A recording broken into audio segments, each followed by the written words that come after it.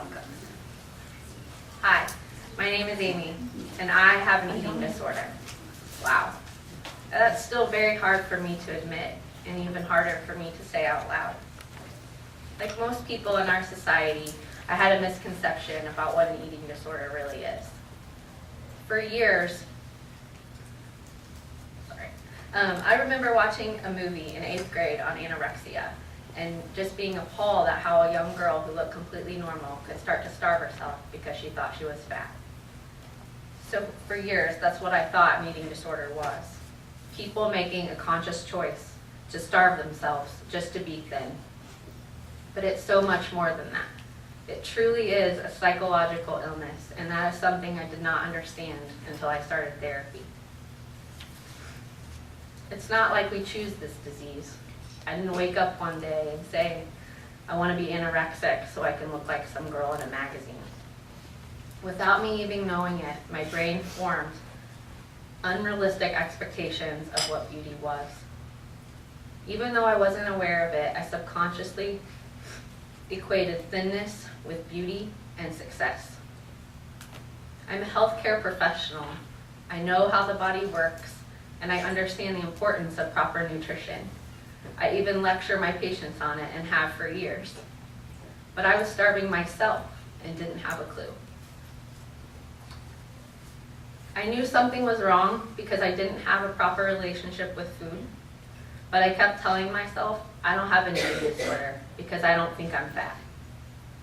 It is only now, after going through therapy, that I realized the reason I didn't think I was fat was because I had become so thin. All of my feelings of insecurity had been buried deep inside. I honestly believed I had a medical problem.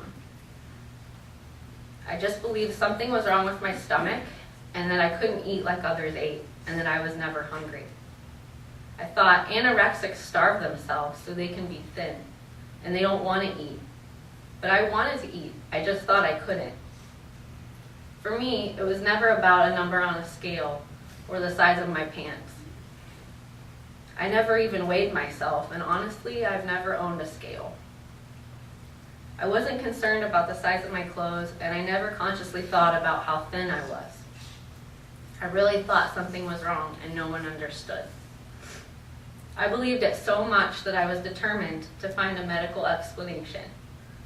So I went to the doctor to have the issue further investigated. I had multiple expensive tests and was diagnosed with gastroparesis, a condition where the stomach doesn't empty appropriately. It can cause you to have fullness and pain. Finally, I had an answer for my discomfort. But instead of getting better, I started restricting my intake even more. Because with gastroparesis, there are certain foods that don't digest well and should be avoided. I thought I had an explanation, but what I really had was an excuse not to eat. Over the next 2 years, my weight dropped even more. I knew I was becoming dangerously thin, and my family kept telling me they were worried about me. But I didn't understand, and I thought they just didn't understand how I felt. I didn't see that thin, bony person with the sunken eyes. When I looked in the mirror, I thought I saw a fit, healthy person. Now that I am getting better, I look at a picture from 6 months ago and am physically ill at what I see. I really can't believe that that was me. I tried multiple medications for the gastroparesis, but nothing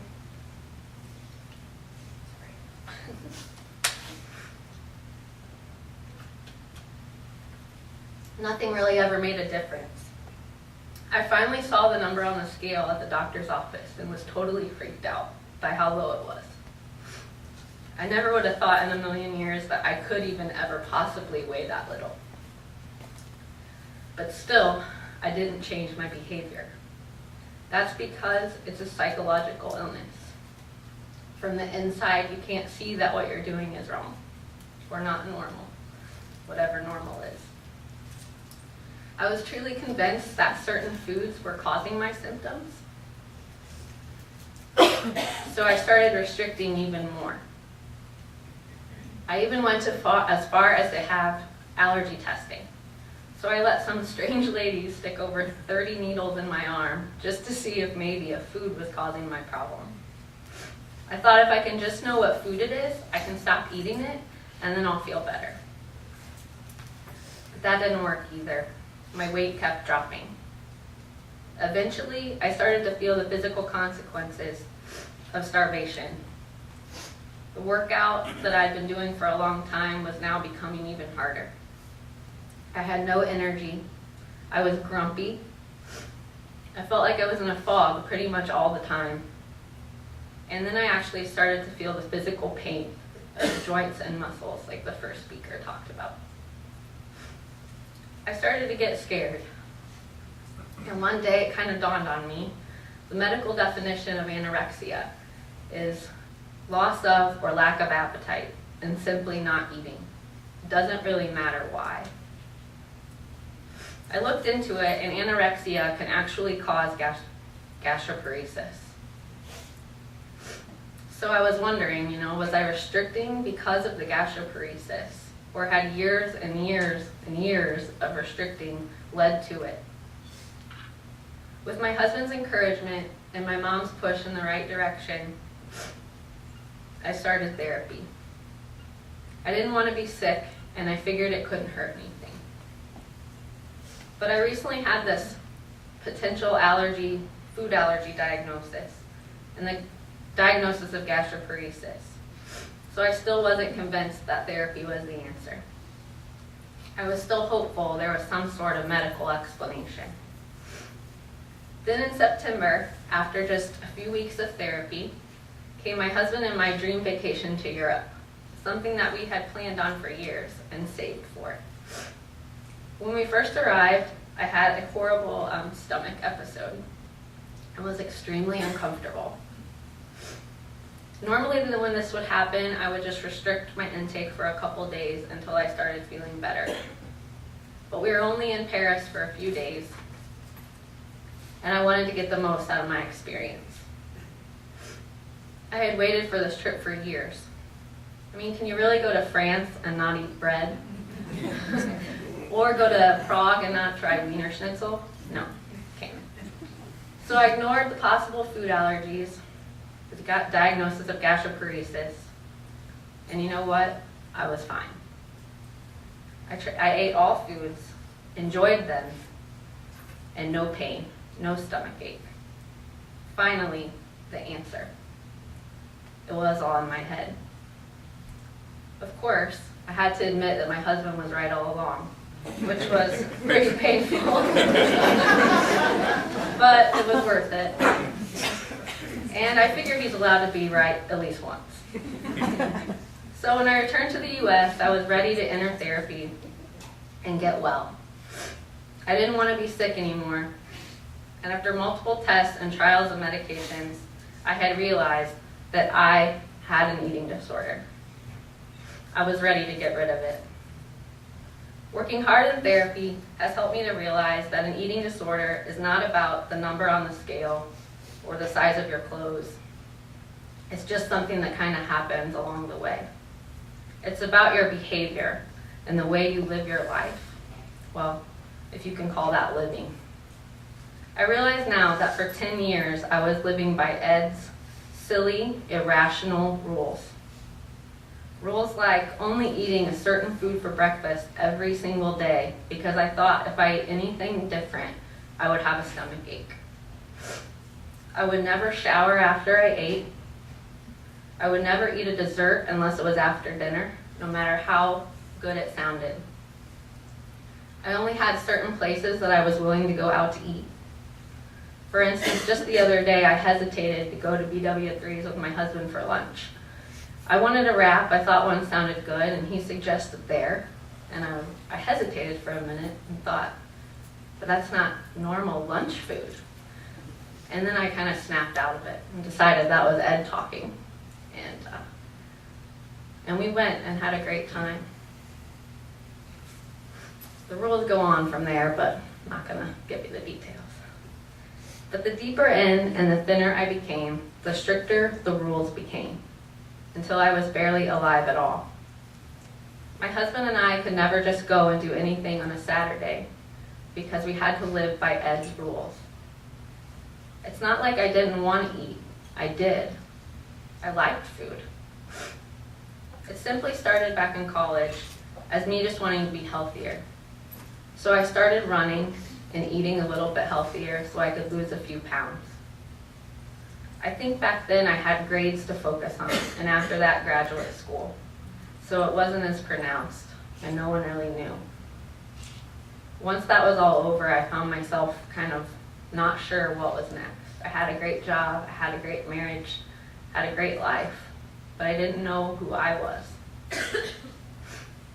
That's when things got worse for me. I never consciously thought that I wanted to be as thin as possible. But as I look back now, I realize as I got thinner, the compliments started coming. Wow, you look great. I wish I had your discipline. I wish I could run as far as you. I wish I could eat as healthy as you. The feelings of power and superiority I gained from those compliments replaced all the negative feelings about myself. Not liking what I saw in the mirror, thinking that I wasn't good enough. And to be honest, I had forgotten that I even felt that way until I started therapy. Now I'm having to deal with all those feelings, and it's the hardest thing that I've ever had to do. It isn't easy, and it's not fun, but it's worth it. It's worth it because I am feeling again. It wasn't until I started having emotions again that I realized how shut off from the world I really was. I even forgot what emotions were. I may have felt powerful and even superior at times, but it was like a high, a false sense of self. I was not truly happy. I may have been happy with how I looked, but deep inside, I was sad, lonely, and depressed. Now I'm healthier and I can finally feel again. I'm experiencing emotions, and it is an amazing thing. I'm more connected with people, better at my job because I'm better able to listen to my patients. I'm closer to my friends and my family, and even closer to my little dog, Murphy. He's only 6 pounds. It's not always great. There are definitely bad emotions too. And I'm having to deal with all the feelings of inadequacy and all the pain that I had buried deep inside that thin, bony body. But I am much happier. I'm able to feel again, and that is amazing. For those of you with loved ones suffering from this horrible disease, know that they didn't choose it. For those of you with it, know that it is not your fault. And if you work at it, you can get through it. You can learn to love yourself and actually be happy. I'm not there yet, but I'm getting there. And it's hard, but you can do it. You just have to try. And I recommend that you do, because feeling again is totally worth it. On a personal note, to my friends and my family, I'm sorry. It made me selfish.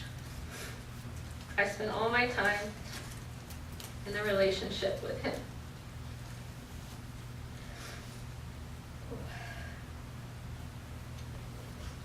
I wasn't the Amy that I used to be. And now I am going to be the Amy that is the loving wife to Brandon, the daughter to Tammy and Mike, the sister to Kara, the daughter-in-law to Barb and Doug, the sister-in-law to Trenton, and the best friend to Kirsten and Ian. To all of you, I'm sorry for all those times that I hurt you because I was busy with Ed. I love you all. Thank you for all of your love, support, and encouragement. I couldn't do this without you. To everyone in the audience, I just ask that you please donate so that we can help people so they don't have to go through what many of us in this room have had to go through. Thank you.